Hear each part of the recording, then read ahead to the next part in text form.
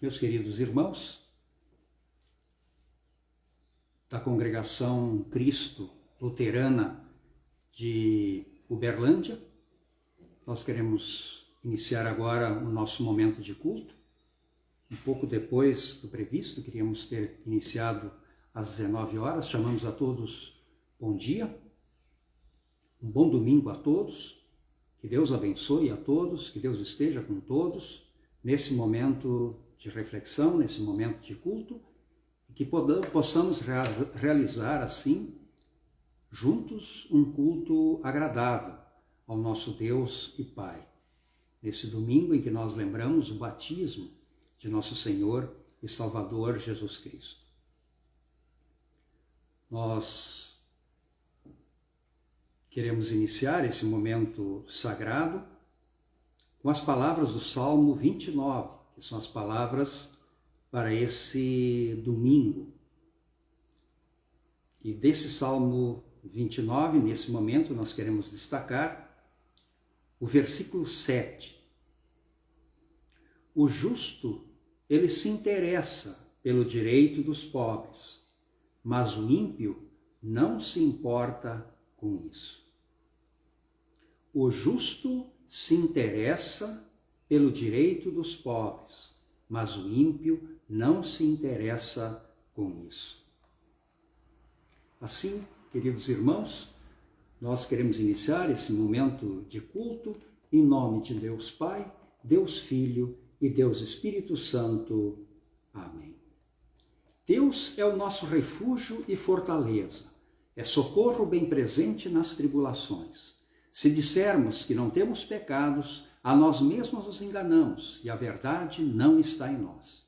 Mas se confessarmos os nossos pecados, Ele é fiel e justo para nos perdoar e nos purificar de toda injustiça. Por isso, ao nos aproximarmos de nosso Deus, queremos sempre fazê-lo com toda a humildade. E humildade diante de Deus é sempre nós reconhecermos o quão pequenos nós somos diante desse Deus, o Criador de todo o universo, o Criador de todas as coisas, o nosso próprio Criador. E com humildade não é apenas reconhecer como somos pequenos, mas reconhecer também que, apesar de Ele nos ter criados perfeitos, nós não somos perfeitos. Nós caímos no erro, nós caímos em pecados, nós não correspondemos com a expectativa que Deus teve com a criação humana. Portanto, nós pedimos que Deus tenha compaixão de nós, que Ele opere em nós sempre de novo, um novo começo, para que através da fé possamos nós sempre viver uma vida nova. Vida nova essa que plenamente viveremos quando, após a vinda de Jesus Cristo, com a ressurreição de todos os mortos, poderemos nós habitar junto com Deus em completa retidão, justiça e paz. Nesse momento, aqui no nosso mundo, nós falamos muito em paz, nós buscamos a paz, nós falamos muito em justiça, nós buscamos a justiça, mas, novamente, a humanidade como um todo, ela tem caído na injustiça, na violência, nas guerras, no egoísmo e na maldade. E numa escala mais próxima, nós próprios não temos também vivido de acordo com os propósitos de Deus. Não temos contribuído o suficiente para que esse mundo seja melhor, para que esse mundo seja um lugar mais digno para se viver, para que entre a humanidade exista maior respeito mútuo, maior comprometimento mútuo, maior busca pela justiça, ou conforme o Salmo 29 desse domingo faz esse apelo de que nós valorizemos, em especial, o pobre, as suas necessidades. O rico, muitas vezes, ele tem ao seu favor o seu poder de compra, tem a sua influência. Isso, evidentemente, não é tudo. Isso não o torna absolutamente sozinho e absolutamente independente. Ninguém é independente nesse mundo. Todo mundo depende de todo mundo. mas especialmente o pobre, ele está numa situação de fragilidade maior. Mas nesse momento nós queremos refletir num outro tipo de pobreza, aquela pobreza que agride a nossa alma, que agride o nosso coração, a pobreza que são os nossos defeitos, as nossas falhas, o nosso egoísmo, os nossos, enfim, como nós chamamos, pecados, os nossos problemas em geral de relacionamento com o nosso próximo, com nossa comunidade, com o nosso país, com a humanidade, enfim, como um todo. E é disso que nós queremos nos lembrar principalmente. E queremos confessar a Deus essas nossas transgressões, para que Ele, com misericórdia e piedade, olhe com carinho e nos perdoe, nos aceite e sempre de novo, afinal Ele é um Deus longânimo, sempre de novo Ele nos dê a oportunidade do recomeço, através da confissão, através da absolvição, através do reconhecimento de nossas falibilidades e através também da fé na misericórdia de Deus que manifestou em Jesus Cristo, que tomou sobre si todas as nossas iniquidades, para que no castigo que esteve sobre ele, pudéssemos nós agora obter paz, perdão, vida e salvação. Portanto, nesse momento, nós baixamos os nossos olhos e nos fixamos na cruz, porque foi ali que tudo se resolveu em Jesus. E Deus, ao olhar também para a cruz, terá compaixão, e esta compaixão nos cobrirá com a multidão da sua misericórdia e graça, e nos tornará assim, esse ato divino, cada um de nós, herdeiros da vida eterna, e por causa de Jesus Cristo agora, filhos de Deus. Amém. Ó Deus, de toda misericórdia, nós te confessamos que somos por natureza injustos, impuros e que temos cometido pecados contra ti por pensamentos, palavras e ações. Tanto por aquilo que nós fazemos, como também por aquilo que deveríamos ter feito e deixamos de fazer. Por causa disso, nós merecemos a tua condenação, não apenas agora, mas eterna. Mas te suplicamos, ó Deus, por amor de Jesus Cristo, não nos condenes. Consola-nos com o teu Espírito Santo. Amém.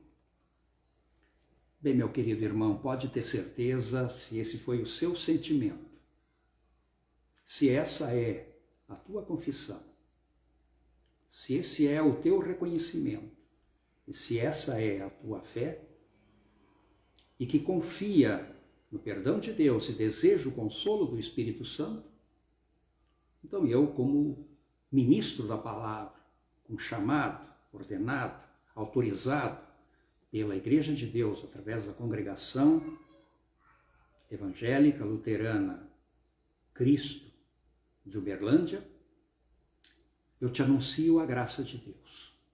E da parte por ordem de Jesus Cristo, meu Senhor, eu te perdoo todos os teus pecados. Em nome do Pai, e do Filho, e do Espírito Santo. Amém. Nós queremos agora ler o Salmo, parte dele, ele é um salmo um tanto longo, mas queremos ler os primeiros 14 versículos do Salmo 29. Salmo 29. Quem teima em rejeitar a repreensão será destruído de repente sem que haja remédio. Quando os justos se multiplicam, o povo se alegra. Quando o ímpio domina, então o povo lamenta. Quem ama a sabedoria alegra o seu pai, mas o companheiro de prostitutas desperdiça os seus bens. O rei justo traz estabilidade ao país, mas o amigo de impostos o leva à ruína. Quem lisonjeia o seu próximo está armando uma rede para os seus pés. Na transgressão do homem mau há uma armadilha, mas o justo canta e se alegra. O justo se interessa pelo direito dos pobres, mas o ímpio não se importa com isso. Os zombadores alvoroçam a cidade, mas os sábios acalmam os ânimos. Se o sábio discute com um insensato, quer que se enfureça, quer se ria, não haverá descanso. Os homens sanguinários odeiam o íntegro, mas os retos procuram o seu bem. O tolo derrama toda a sua ira, mas os sábios se dominam e reprimem a ira. Se um governador dá atenção a palavras mentirosas, todos os seus servos virão a ser perversos. O pobre e o seu opressor têm algo em comum. É o Senhor quem dá a luz aos olhos de ambos. O rei que julga os pobres, segundo a verdade, firmará o seu trono para sempre. Que Deus abençoe essas palavras em nossos corações. Glória ao Pai, ao Filho e ao Santo Espírito, como era no princípio, agora é, e por todo sempre há de ser. Kyrie eleison, ó Cristo Senhor. Christe eleison, ó Cristo Senhor. Kyrie eleison, ó Senhor. Tem piedade de todos nós. Amém. Bondoso Deus, nesse princípio de um novo ano, nós queremos que Tu nos olhes com Tua misericórdia e amor, derramando sobre nós sempre o Teu poderoso Espírito Santo, para que, sobretudo, amemos a justiça. Em primeiro lugar, a Tua justiça, que em Jesus Cristo nos reconciliou contigo através do perdão e da vida e da salvação. E, finalmente, também, como fruto disso, a justiça nossa de uns para com os outros, onde buscamos o direito, onde buscamos a igualdade de oportunidades, onde rejeitamos a discriminação e tudo aquilo que divide e que separa e que diminui o nosso semelhante. Que nós sejamos, em relação a isso, intolerantes, mas com paciência e com amor, na busca sempre de um mundo mais digno e justo. E suplicamos isso mediante Jesus Cristo, Teu Filho, nosso Senhor, que vive e reine contigo e com o Espírito Santo, um só Deus, pelos séculos sem fim. Amém. Nós queremos também ouvir uma palavra de Deus do Antigo Testamento, bem lá no início, o primeiro livro de Gênesis, no capítulo 1, versículos 1 a 5, onde lemos: No princípio Deus criou os céus e a terra era sem forma e vazia, havia trevas sobre a face do abismo, e o Espírito de Deus se movia sobre as águas. Então Deus disse: haja luz, e houve luz. E Deus viu que a luz era boa e fez separação entre a luz e as trevas. Deus criou todas as coisas. Evidente que depois continua a narrativa da criação.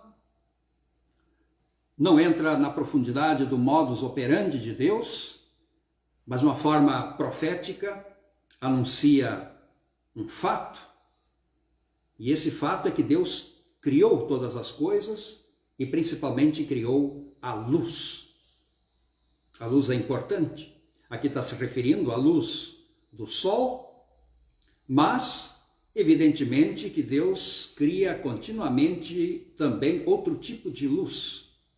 Aquela que ilumina o nosso espírito, aquela que ilumina o nosso coração, aquela que ilumina a nossa vida com esperança, ilumina a nossa vida com fé, ilumina a nossa vida com confiança e que dá a ela persistência, disciplina e amor. Essa é a grande luz que Deus, pelo Espírito Santo, também opera nos corações de cada um de nós. Amém. Nós queremos também ler uma palavra aqui do Novo Testamento, Epístola de Romanos, de Paulo aos Romanos, capítulo 6, versículos 1 a 11. Também fala de uma espécie de luz. Que diremos então? Continuaremos no pecado para que a graça aumente ainda mais? De modo nenhum. Como viveremos ainda no pecado, nós que já morremos para ele? Ou será que vocês ignoram que todos nós que fomos batizados em Cristo Jesus, fomos batizados na sua morte. Fomos sepultados com ele na morte pelo batismo, para que, como Cristo foi ressuscitado dentre os mortos pela glória do Pai, assim também nós andemos em novidade de vida. Porque se fomos unidos com ele na semelhança da sua morte, certamente o seremos também na semelhança da sua ressurreição. Sabendo isso, que a nossa velha natureza foi crucificada com ele, para que o corpo do pecado seja destruído e não sejamos mais escravos do pecado. Pois quem morreu está justificado do pecado. Ora, se já morremos com Cristo, cremos que também viveremos com ele. Sabemos que, havendo Cristo ressuscitado dentre os mortos, já não morre. A morte já não tem domínio sobre ele, pois quanto o ter morrido, de uma vez para sempre morreu para o pecado, mas quanto a viver, vive para Deus. Assim também vocês consideram-se mortos para o pecado, mas vivos para Deus em Cristo Jesus. Bem, irmãos, nós, especialmente os luteranos, são muito acusados de que pode fazer tudo que é pecado, porque afinal tudo é perdoado. Né? Não é a lei que muda nada, Deus é gracioso, nos perdoou, nos deu a vida eterna, nos deu a salvação e pronto. Ora, esse não é um pensamento de um convertido. É evidente que é assim, tudo está perdoado. Tudo que fizemos, tudo que estamos fazendo e tudo que faremos de errado está perdoado pela graça de Deus que nos cobre. É como uma vacina contra o vírus.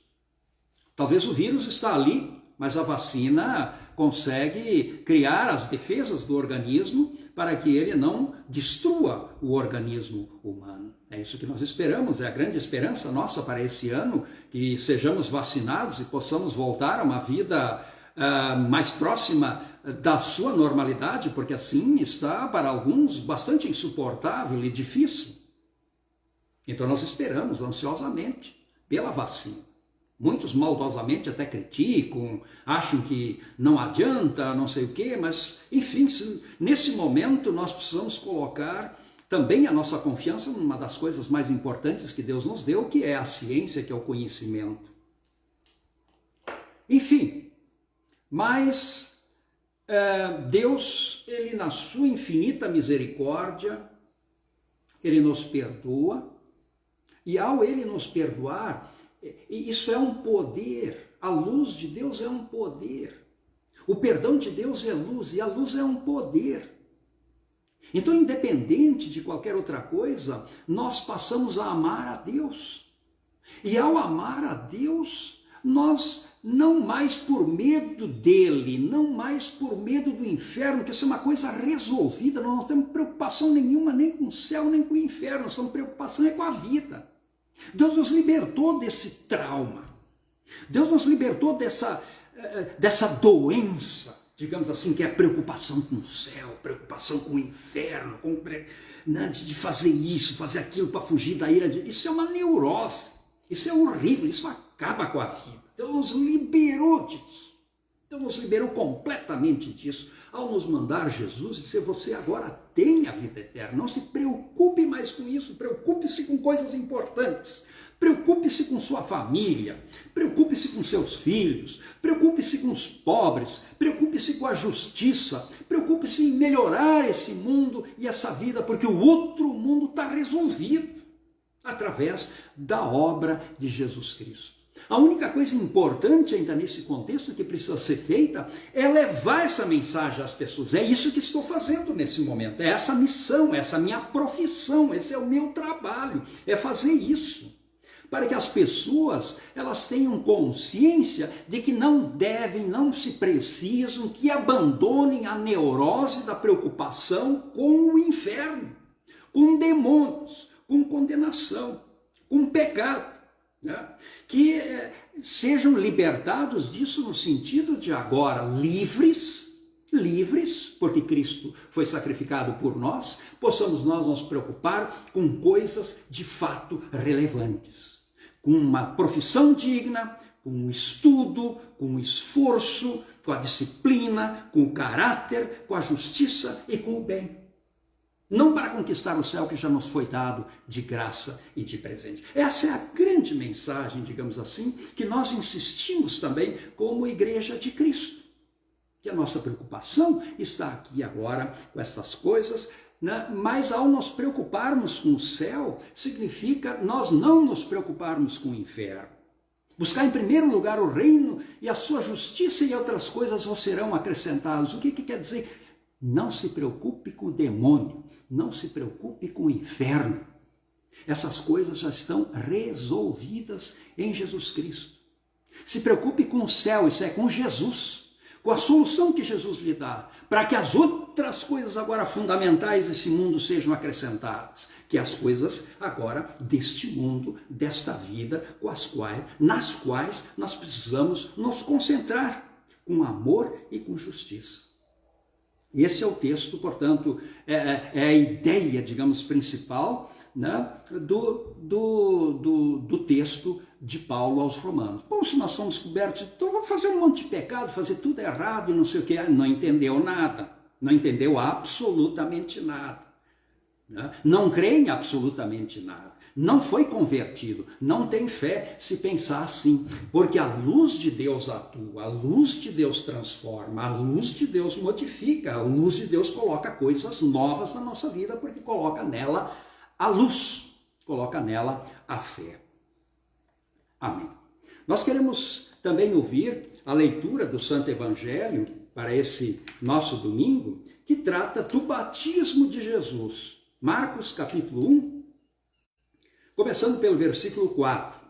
Marcos 1, 4 até o versículo 11, onde lemos: Princípio do Evangelho de Jesus Cristo, Filho de Deus, como está escrito nas profecias de Isaías: Eis que envio o meu mensageiro diante de ti, o qual preparará o seu caminho. Vós do que clama no deserto, preparem o caminho do Senhor, endireitai as suas veredas. E foi assim que João Batista apareceu no deserto, pregando o batismo de arrependimento para a remissão dos pecados. E toda a região da Judéia e todos os moradores de Jerusalém iam até ele, e confessando seus pecados eram batizados por ele no Rio Jordão.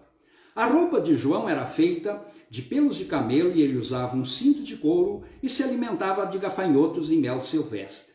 E João pregava dizendo: Depois de mim vem aquele que é mais poderoso do que eu, do qual não sou digno de, curvando-me, desamarrar as correias das suas sandálias. Eu batizei vocês com água, mas ele, porém, os batizará com o Espírito Santo. Naqueles dias, Jesus veio de Nazaré da Galiléia e foi batizado por João Batista no Rio Jordão.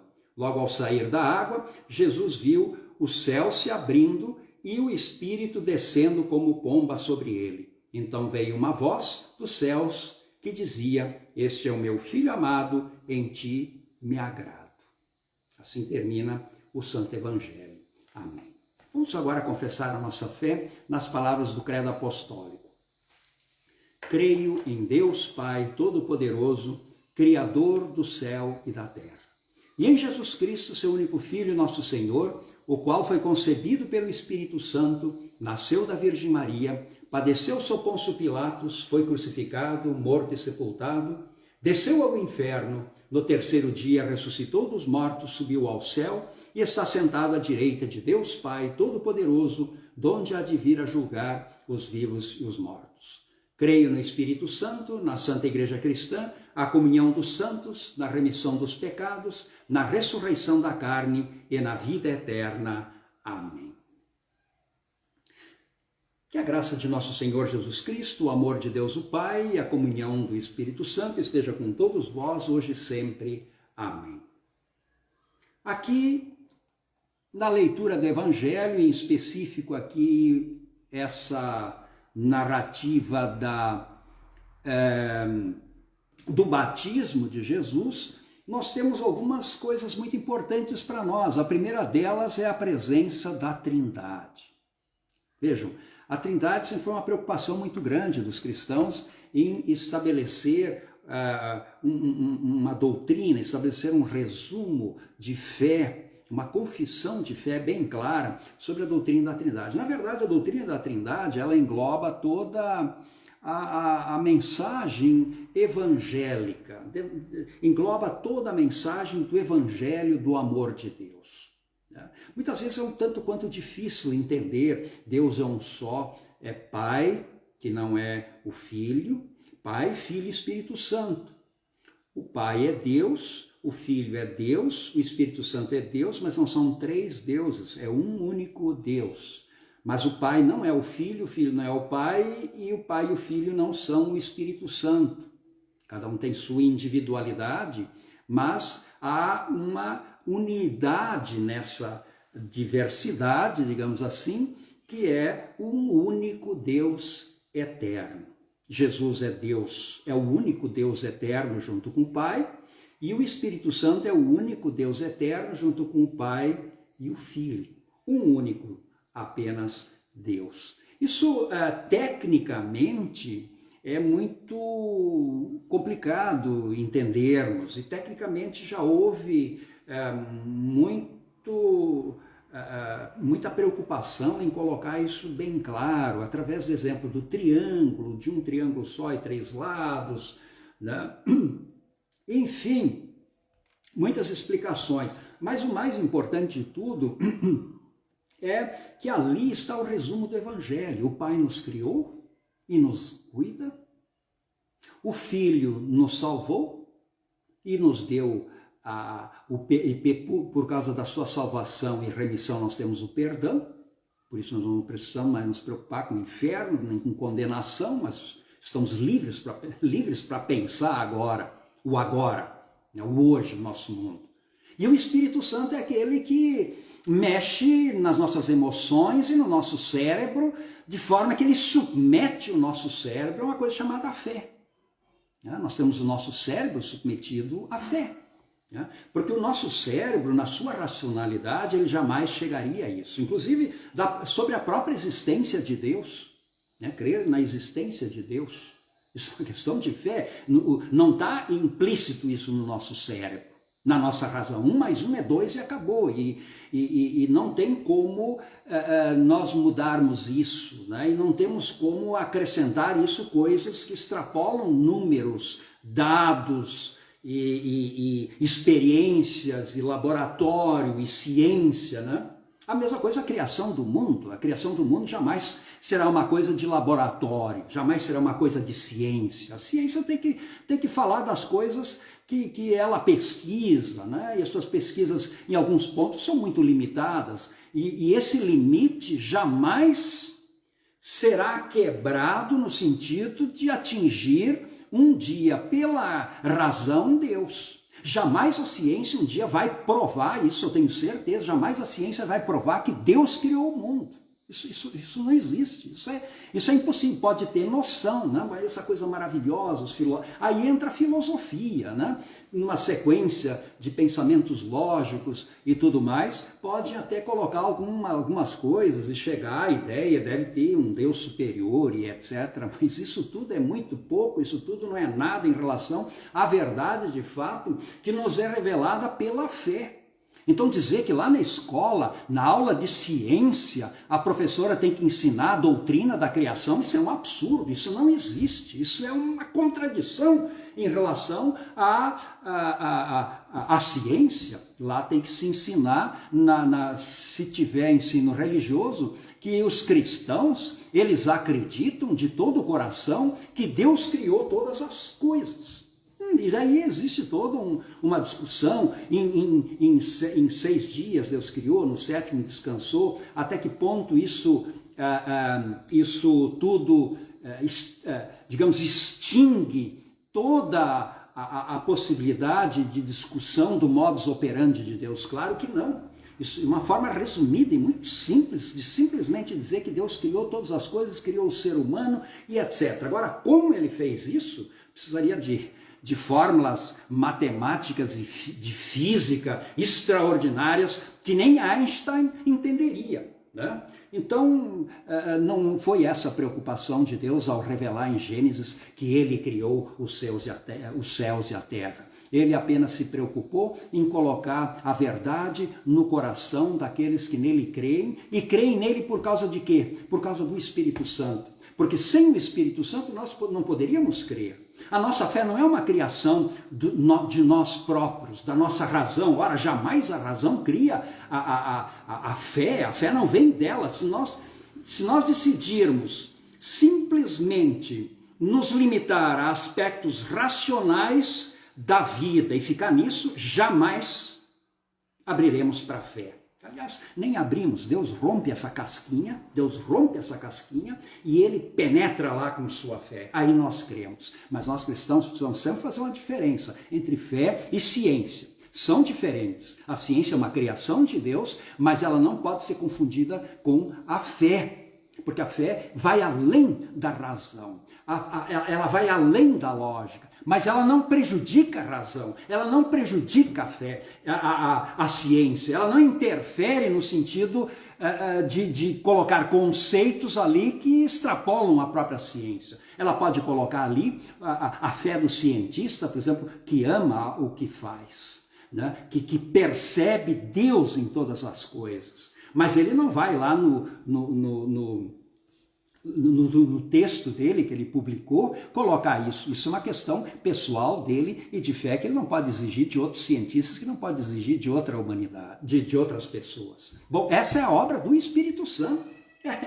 Nós não podemos nos meter na obra do Espírito Santo, é ele que opera a fé. Que maravilhoso, Deus criou todas as coisas e mantém todas as coisas. Que maravilha, Jesus pagou para todos os nossos pecados de forma que nós não precisamos mais ter essas grandes preocupações com o inferno, com condenação, né? Onde a nossa missão da igreja, na verdade, é apenas proclamar o evangelho e batizar para que as pessoas saibam disso e creiam nisso. Só que para isso é de fundamental importância o Espírito Santo. É ele que toca, é ele que age, é ele que muda. E ele muda através de meios. E os meios estão nas nossas mãos. Os meios é a pregação, é o testemunho, é o batismo. Esses são os meios pelos quais o Espírito Santo interfere e acaba quebrando essa casca daquele que se limita única e exclusivamente à razão.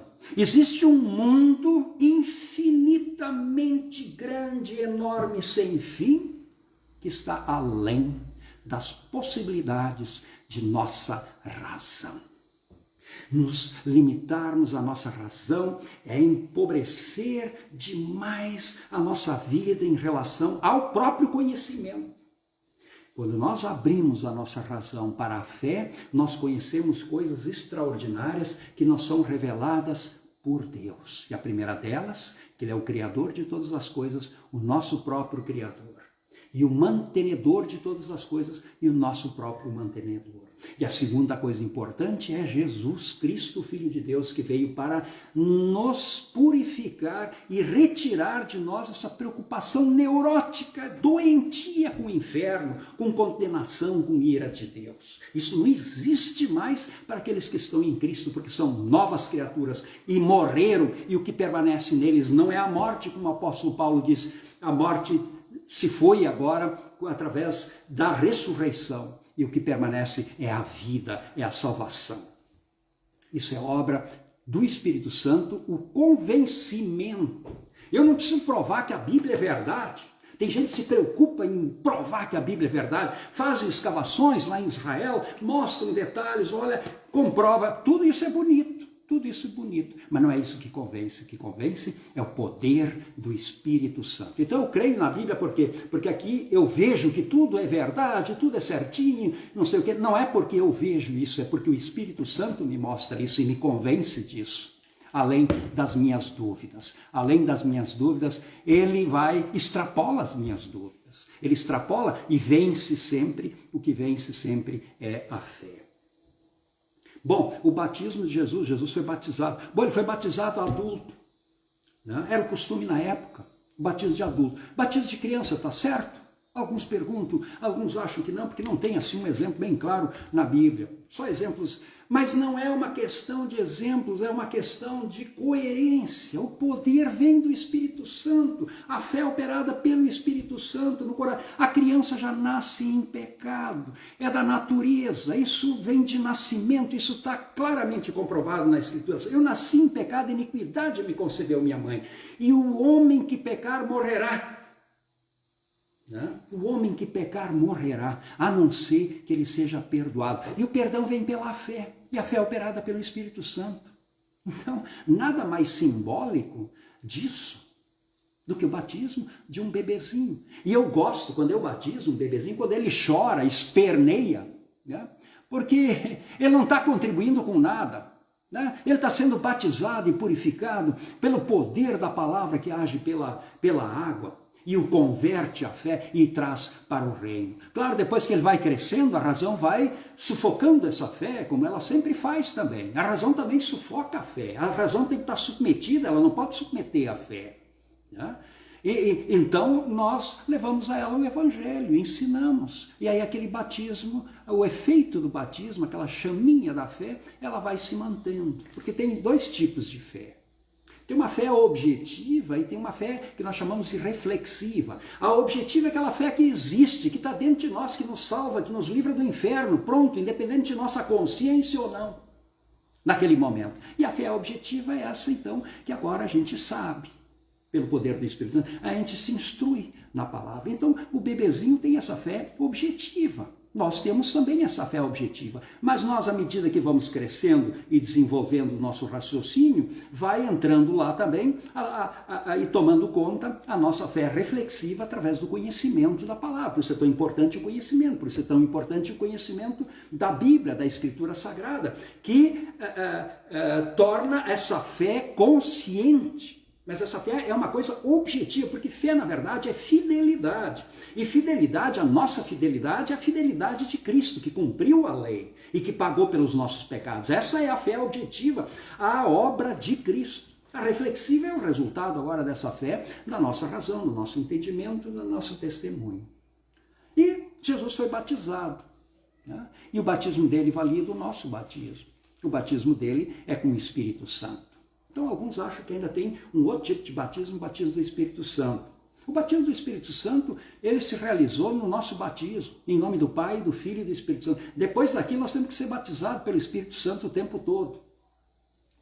O tempo todo, através do arrependimento, através da confissão, o Espírito Santo sempre nos inunda, sempre nos inunda, sempre nos inunda com a pregação da palavra, com a participação da ceia. Nós vamos aos cultos e tal, falei antes, está tudo resolvido lá, a questão do céu e inferno. Mas nós queremos manter viva e acesa essa nossa fé reflexiva, por isso participamos da ceia, da Escritura Sagrada, e o Espírito Santo vai nos inundando com os seus dons. Alguns dons, né, muito importantes, outros dons humanamente nem tão importantes, mas para Deus todos os dons são muito importantes. O dom da pregação, o dom do testemunho, o dom da engenharia, da mecânica, da química, da física, da pedagogia, né? O dom das letras, são todos os dons que Deus coloca, nossos dons do ensino, que nós colocamos à disposição de Deus. O dom de ser pai, o dom de ser mãe, o dom de ser irmão, o dom de ser amigo, de ser vizinho, o dom de ser cidadão, são tudo dons também de Deus.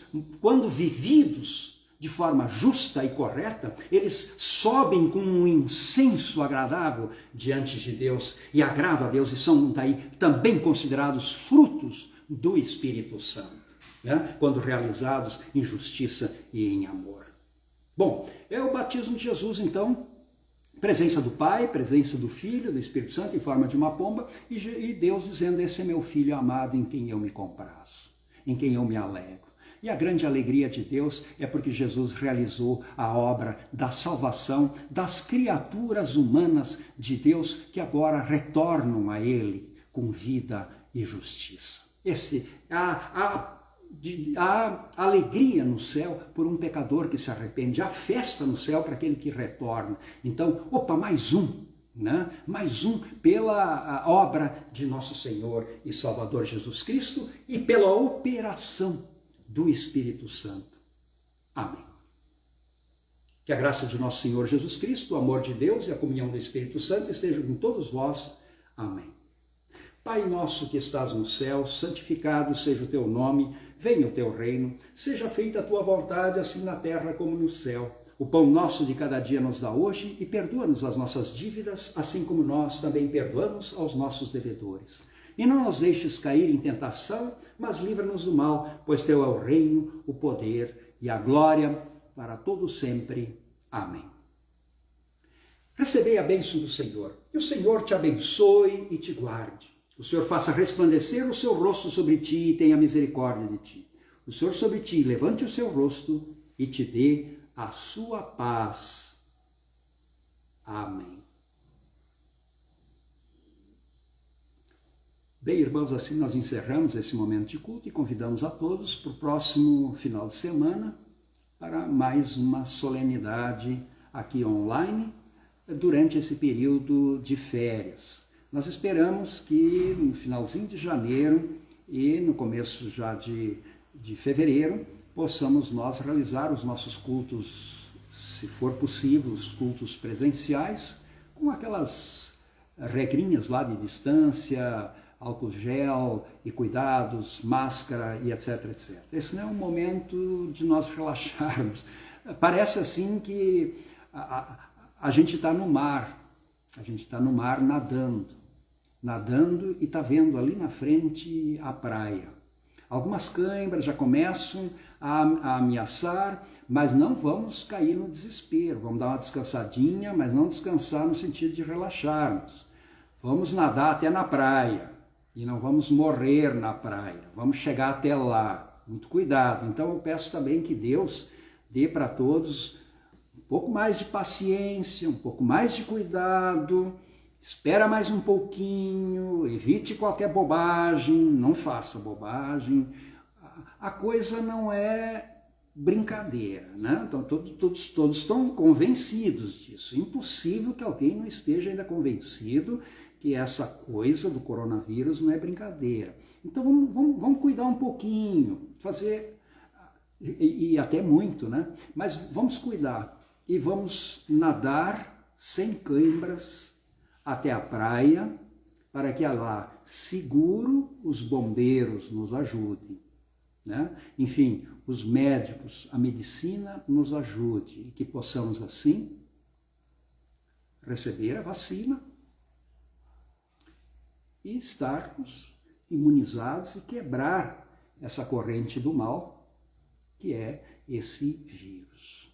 Desejo a todos um bom resto de domingo e o iniciar de uma nova semana com muita bênção de nosso Senhor e Salvador. Um bom dia a todos.